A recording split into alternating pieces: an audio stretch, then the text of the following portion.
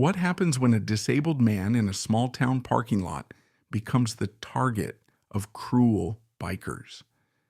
You won't believe how his quiet phone call turns things around in the most surprising way. The late afternoon sun stretched long shadows across the parking lot of Ben's roadside grill in Oakwood. It was the kind of place where locals gathered for coffee refills, and truckers stopped for a quick bite before hitting the road again. The sound of light chatter and clinking dishes floated out through the open windows, but outside, things were about to take a sharp turn. A man in his mid-40s sitting in a sleek black wheelchair smoothly rolled into the parking lot. His name was Marcus. Dressed in a neat button-down shirt and faded jeans, he moved with quiet confidence, his eyes straight ahead. Marcus had come to grab a late lunch after running some errands, unaware that he was about to draw unwanted attention. Across the lot, a group of 5 bikers leaned against their motorcycles, laughing loudly. One of them nudged the others, pointing at Marcus. The bikers closed in on Marcus, forming a loose semicircle around him. Still, he showed no fear. "I don't want any trouble," Marcus said plainly, his voice carrying just enough authority to make them hesitate. But it was clear they weren't backing down. Instead of responding, Marcus reached into his pocket and slowly pulled out his phone. His movements were deliberate, but they didn't go unnoticed. The leader's smug grin faltered for a brief moment. "Who you calling, huh?" he sneered. "Cops won't do much around here." Marcus remained calm, his demeanor unwavering. He dialed, put the phone to his ear, said a few words, then hung up. The bikers exchanged uneasy glances, not realizing what was about to happen. Marcus slipped the phone back into his pocket, silent. The leader of the group squinted at him, trying to read his expression. "What was that about, huh?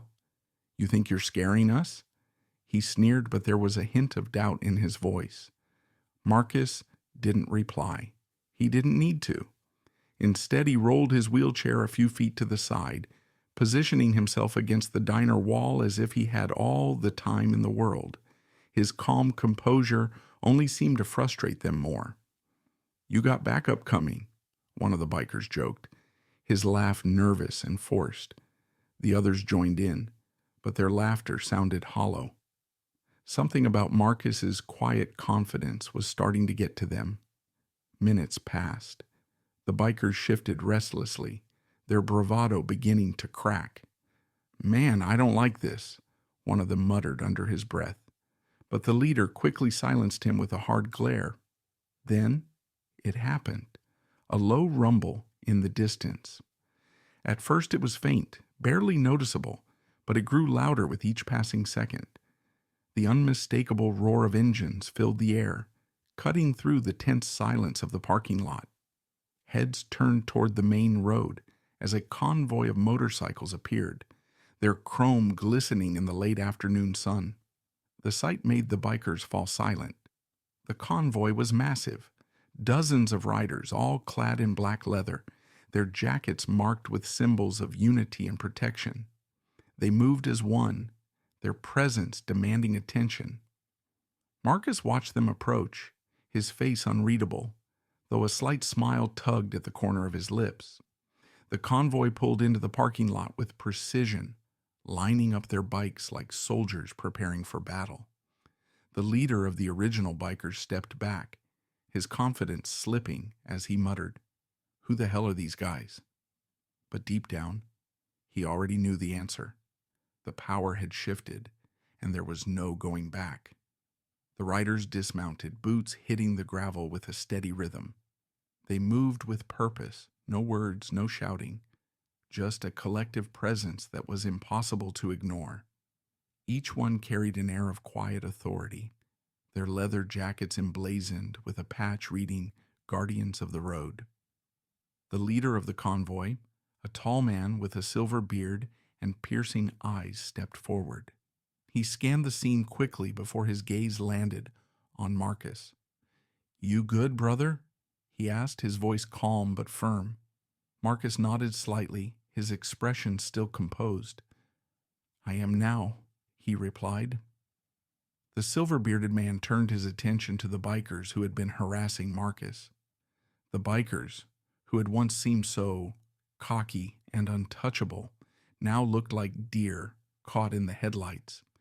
The leader of the original group tried to regain some of his bravado, puffing out his chest. "What's all this about?" he demanded, though his voice betrayed his nervousness. The leader of the Guardians stepped forward, his imposing presence enough to make the man flinch. "This is about respect," he said evenly, his tone carrying the weight of someone who didn't need to repeat himself. "Something you clearly don't understand." The other Guardians spread out slightly, forming a protective semicircle around Marcus. The original bikers exchanged glances, their confidence draining with each passing second. One of them, the wiry young man with tattoos, mumbled, "Man, we didn't mean anything by it. Just messing around, you know." But the Guardian leader wasn't buying it. He crossed his arms over his chest and said, "Messing around? Harassing a man in a wheelchair isn't messing around, it's cowardice." The leader's words struck hard, and for the first time, the bikers had nothing to say. The silence was deafening, broken only by the faint sound of the diner door opening as curious onlookers peeked out to see what was happening. The leader of the original bikers swallowed hard, his earlier smirk now completely gone.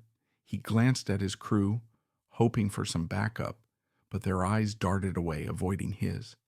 The Guardians stood firm, their presence overwhelming, their silence more intimidating than any threats could have been. Marcus finally spoke, his voice calm but cutting through the tension like a knife. "You thought I was alone, didn't you?" He paused, letting the weight of his words settle. "That's the thing about people like you. You only pick on those you think can't fight back." The silver-bearded Guardian glanced at Marcus, a flicker of pride in his expression. Then, turning back to the bikers, he said, "Now here's what's going to happen. You're going to apologize to this man properly, then you're going to leave, and you're not going to pull this stunt again, ever. Do I make myself clear?" The leader of the bikers opened his mouth to argue, but the steady, unflinching gaze of the Guardians stopped him cold. He hesitated, then muttered, Yeah, okay. We're sorry." Marcus raised an eyebrow. "That didn't sound like you meant it." The Guardian leader leaned in, his voice dropping low enough to make the other man stiffen. "You'd better mean it." The apology came again, this time louder and clearer. "We're sorry," the leader said, glancing at Marcus, then at the ground. The others mumbled their own half-hearted apologies, their bravado now completely gone. Marcus nodded once. "Apology accepted, but remember, you don't get a second chance to fix this kind of mistake."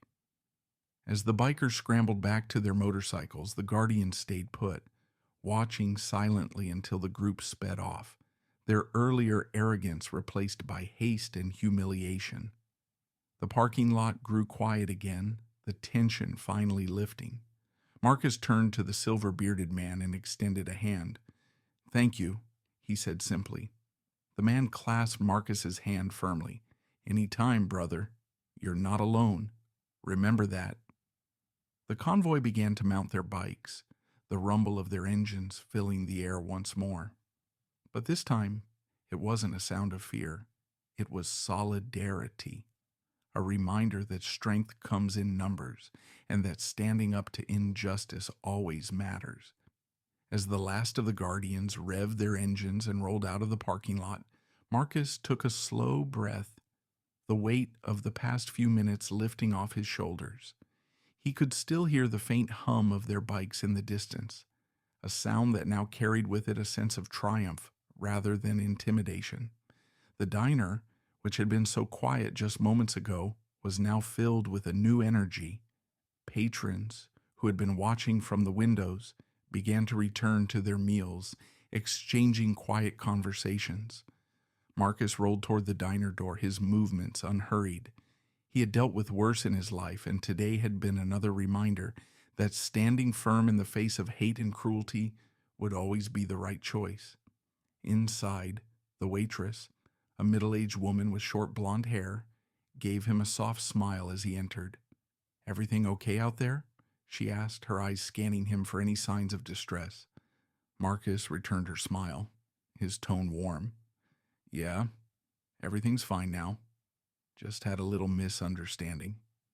She raised an eyebrow but didn't press further. "Good to hear? Your usual?" she asked. He nodded and sat down at his usual booth. As he settled in, Marcus couldn't help but reflect on the brief encounter. The bikers had thought they could intimidate him, take advantage of his disability. But they hadn't counted on one thing. Marcus wasn't just a man in a wheelchair. He was part of a larger community, one that wouldn't hesitate to stand by him when the need arose.